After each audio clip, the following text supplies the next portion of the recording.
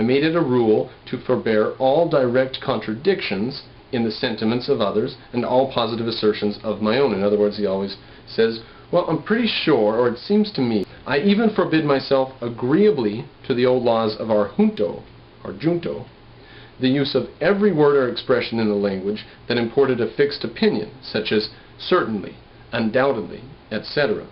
And I adopted instead of them, I conceive, I comprehend, I imagine, a thing to be so, or it appears to me, or at present, etc. When another asserted something that I thought in error, I denied myself the pleasure of contradicting him abruptly, and of showing him immediately some absurdity in his proposition. I soon found the advantage of this change in my manners. The conversation I engaged in went on more pleasantly. He had an easier time of it, people were less offended, and so forth. The modest way in which I proposed my opinions procured them a readier reception and less contradiction. I had less mortifications when I was found to be in the wrong. So that's a thing when he says, no, you're wrong, you look like an idiot, dude. And then the guy comes back and quotes something that makes him look like an idiot. So you better be sure when you're going to be proud. But is that an injunction against pride? But continuing. And this mode, which I at first put on with some violence to natural inclination, became at length easy and so habitual to me that perhaps for the last 50 years no one has ever heard a dogmatical expression escape me. And to this habit I think it principally owing that I had early so much weight with my fellow citizens when I proposed new institutions or alterations in the old, and so much influence in public councils when I became a member. For I was but a bad speaker, never eloquent, subject to much hesitation in my own choice of words, hardly correct in language, and yet I generally carried my point. Is he just exercising his virtue of humility? Was he actually a rather good speaker? Especially on a one-to-one basis, perhaps?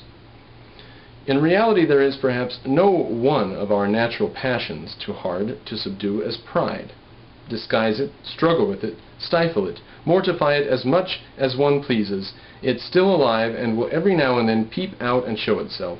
You will see it, perhaps, often in this history. For even if I could conceive that I have completely overcome it, I should probably be proud of my humility. So, it's a contradiction to hold pride as evil, even though right now he's just saying, look at this bizarre situation. We hold pride as bad, and yet we can never escape pride. Pride is not bad. Skipping to the next chapter now, we skip over a few paragraphs. Observations on my reading history in the library, May 9th, 1731.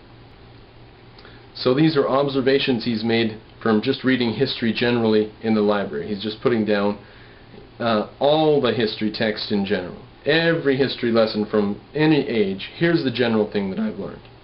Quote, that the great affairs of the world, the wars and revolutions, are carried on and effected by parties.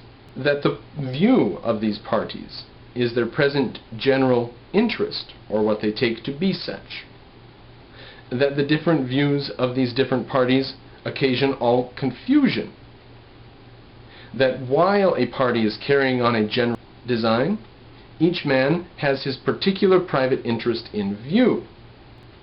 That as soon as a party has gained its general point, each member becomes intent upon his particular interest.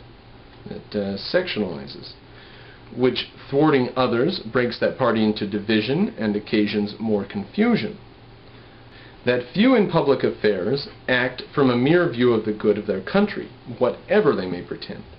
And though their actings bring real good to their country, yet men primarily consider that their own and their country's interests were united, and so did not act from a principle of benevolence. In other words, they had something to gain from it. Anytime someone helped their country, they had something to gain. And he says that they therefore did not act from a principle of benevolence. Interesting. So the idea that benevolence, the being good, required you couldn't benefit, required that you didn't act for yourself in any way whatever. That fewer still in public affairs act with a view to the good of mankind.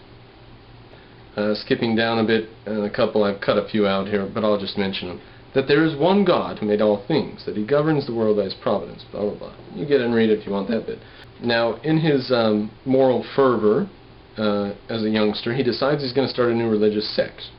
So we'll skip down a bit to here. My ideas at that time were that the sect should be begun and spread at first among young and single men only, that the existence of such a society should be kept a secret till it was become considerable, to prevent solicitations from the admissions of improper persons, that for distinction we should be called the Society of the Free and Easy.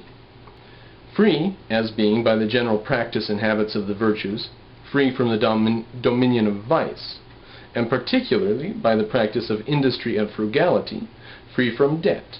So they're going to be free in the sense that they don't have any vices, and that they are productive, which exposes a man to constraint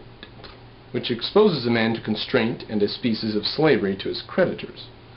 So, freedom in the sense that you're not in debt. If you're productive, you're not paying interest to somebody, which is a form of slavery. Skipping down a bit, I have always thought that one man of tolerable abilities may work great changes and accomplish great affairs among mankind if he first forms a good plan, and cutting all the amusements or other employments that would divert his attention, makes the execution of that same plan his sole study and business. So then he talks for a second about how he thinks a man could, by serious effort, cutting himself off from other efforts and concentrating on something, could actually make a really good plan, cut off all amusements and other employments, and divert all of his attention and try to execute the same plan, sole study and business, moral perfection of some kind. In 1732 I published my almanac under the name of Richard Saunders. It was continued by me about 25 years and commonly called Poor Richard's Almanac.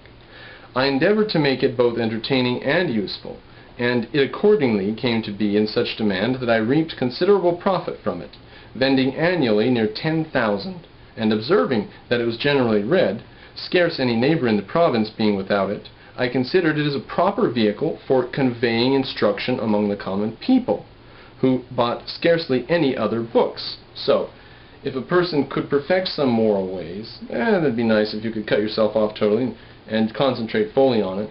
But I have a way of speaking to the people, and I conceived that it was a way I could get morality out to them, because they don't read books. Books are expensive.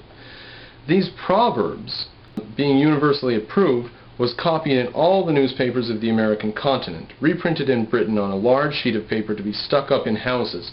2 translations were made of it in France, and the great numbers bought by the clergy and gentry to distribute gratis among their poor parishioners and tenants. The Proverbs of Poor Richard's Almanacs, the little proverbs stuck here and there to fill up the empty spaces and stuff, just little things, a penny saved is a penny earned and things like that, These proverbs were sent round the world, American philosophical virtues being exported.